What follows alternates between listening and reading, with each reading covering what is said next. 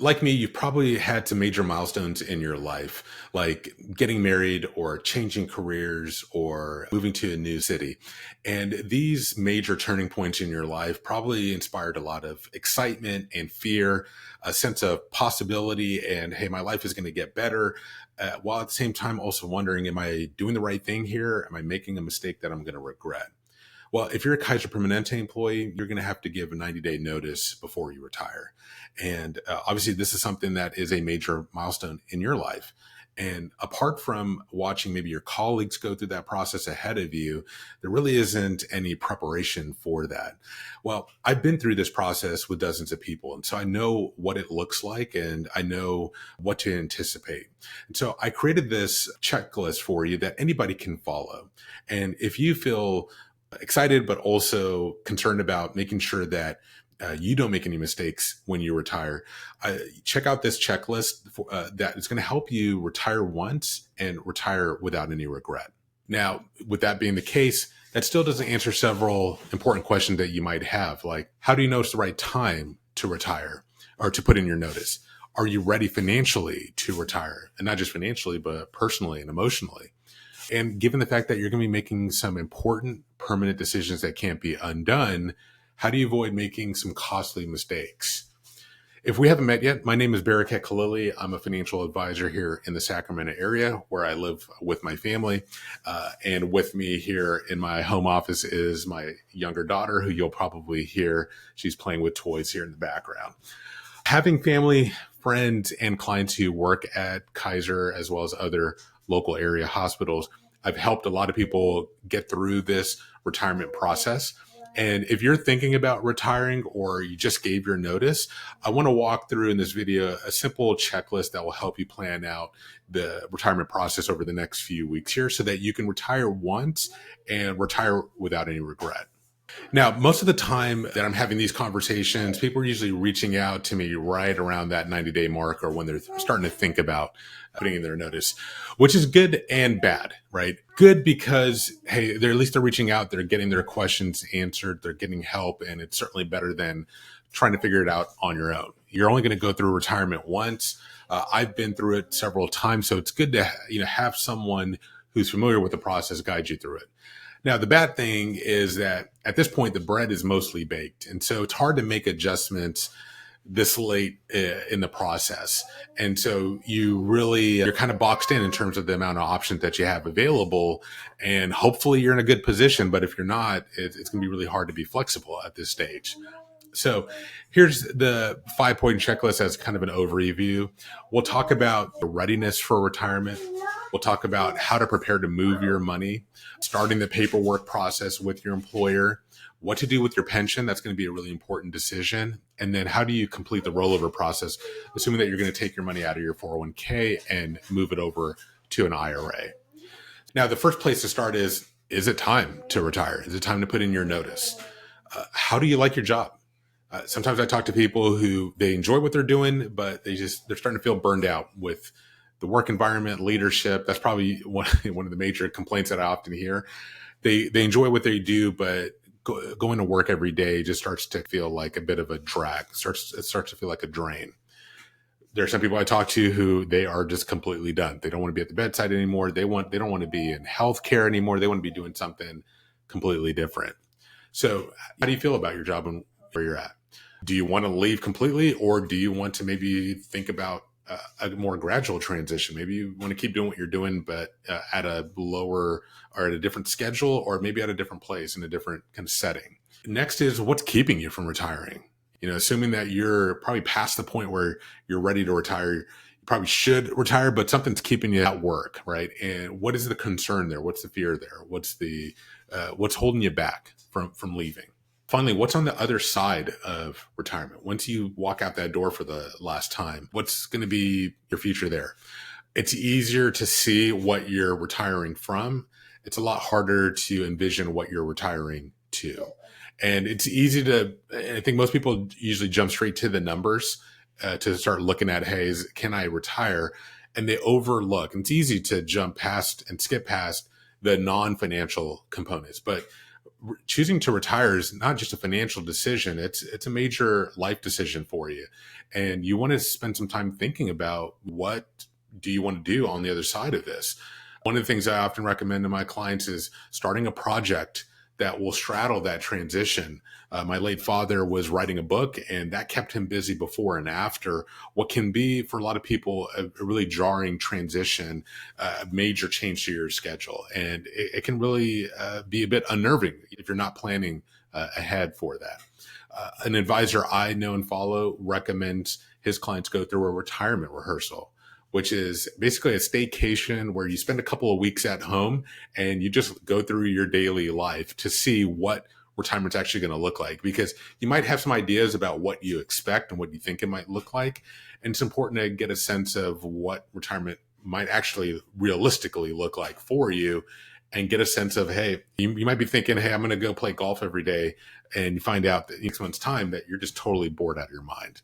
So think about what's on the other side of that and see if we can maybe start to flesh out a vision, because this could be a really great opportunity for you. You're going to have a lot of time to do whatever you want and have an impact and spend time with people you love, doing things that you love doing. Next in the checklist is, now that we have talked about the non-financial parts, we do need to talk about the financial part of retiring, because it's important that you know your numbers, right? Because there is the financial aspect to this. And so the three numbers I like to focus on are monthly or annual recurring living expenses, income sources like pension, Social Security, and then your nest egg, your assets. This is your 401k, outside retirement accounts like IRAs, and then outside brokerage accounts like individual or joint investment accounts. These three numbers are definitely going to help you get a picture of your cash flow. And then a couple of the things that you want to look at are recent tax returns from, say, the last couple of years, and then estimating what your tax bill is going to look like for the year that you retire. So looking at that pay stub, seeing what your income is going to look like. When you go through that transition in the year that you retire, there's going to be a lot of stuff happening with your income. It's not going to be the case afterwards. It's probably been pretty steady up to this point, and it probably will be after. But when you go through that transition where you retire, it's going to look a little bit different. And you want to make sure that there's some potential mistakes that you don't make, which can come with a pretty hefty tax bill. So it's good to kind of anticipate, what's my income going to look like in the year that I retire?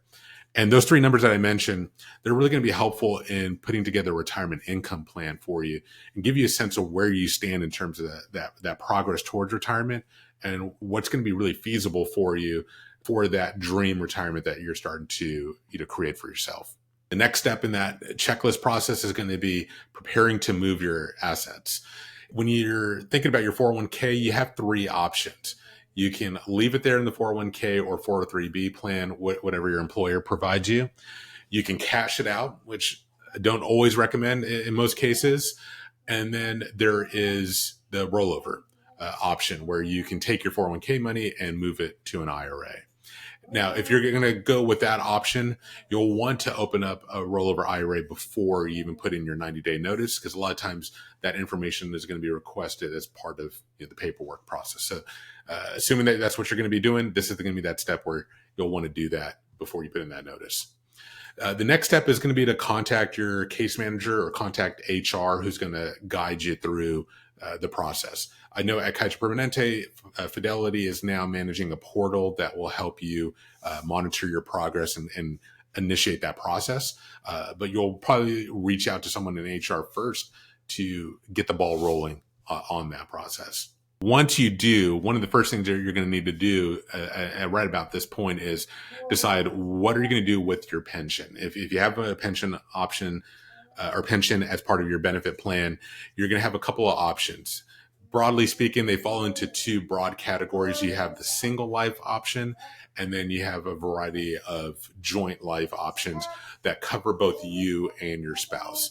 And the trade-off there that you're facing with those options is, on the one hand, it's greater income today versus greater certainty tomorrow in the future. So the question is, do I want more income now, or do I want a reliable income stream in the future, especially for me and my spouse? And whichever one is going to be more valuable or more helpful for your financial situation or just more important to you, more of a priority to you, you're going to want to decide accordingly which option you want to take. And you'll likely get some paperwork that will walk through, here are the amounts that you'll get with each of those options. And it's going to take a look at that and just do a little bit of a cost benefit analysis, and then also looking at your other numbers, both you and your spouse, and figuring out what's the right option for you guys. Once you've decided that, the last step is completing the rollover process, which you can't do while you're an active employee. And so what you'll want to do is wait until after your last day. And even at that point, you're going to want to wait a couple of weeks to let just accounts settle, let transfers complete. But once a couple of weeks go by after your final date, after you get your final paycheck, I should say, you'll want to then call your 401k or 403b provider and then initiate the rollover at that point. They'll likely be expecting that paperwork and getting that from your employer. But what you can probably expect is that they'll do an indirect rollover where they'll cut the check for you, send it to you so that you can then forward it on to wherever your rollover IRA was opened. And it's great, obviously, if they could do a direct rollover, and I would certainly ask for that. But I've seen in most cases, depending on who's managing the 401k, that they usually will do an indirect rollover. Now, that's not going to be a problem. Usually you'll have the option to pay for an overnight service to get there a little bit faster. And then when you do get that check, I often recommend get certified mail when you send that off to get forwarded to the custodian that's managing your IRA. It's worth it to just get that receipt so that you know that the check has arrived and that's getting cashed and the funds are deposited in your account. Generally, these things don't take too long. It takes maybe about a 1 to 2 weeks for the check to get to you, and then another 1 to 2 weeks to forward it on. And keep in mind, you have a 60-day window to complete that process so that you don't have to worry about paying any taxes. You will get a 1099 for the following year, just showing that, hey, this is the amount that got pulled out of the 401k and deposited into your IRA. So no problems there, but that's why I always like to get that certified mail just as a precaution so that if it doesn't show up, you can start to track that. You'll get that confirmation when the check arrives.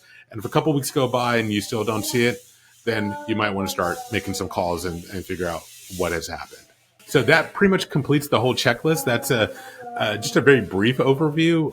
There's a lot more, obviously, to delve into, but I think these kind of really cover the main highlights and will help you get through the next few weeks here and get you retired and out the door.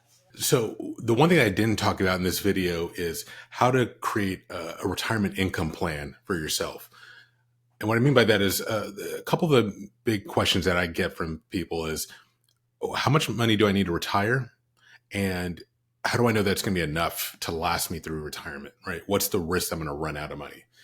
And there's no way to go over this in a personalized way. So I created a video where I walk through just a kind of a sample household, and we look at the financials, and I show you kind of the process that I go through to put together that plan that will tell you, hey, here's how much income I can expect in retirement. And then that'll give you a sense of where do you stand in terms of your progress. In the description below, you'll see a link to a PDF that you can download with a Kaiser retirement guide that I prepared. This basically elaborates on this checklist that I shared with you. And after you download that guide, you'll get an email from me with a link to that video demonstration. And you can see what that process would look like for your numbers. And of course, I always welcome your questions. So feel free to reach out and schedule a call with me, and we can go over your particular numbers and put together your retirement income plan. Thanks again for your time and attention. I appreciate you watching this. Thanks.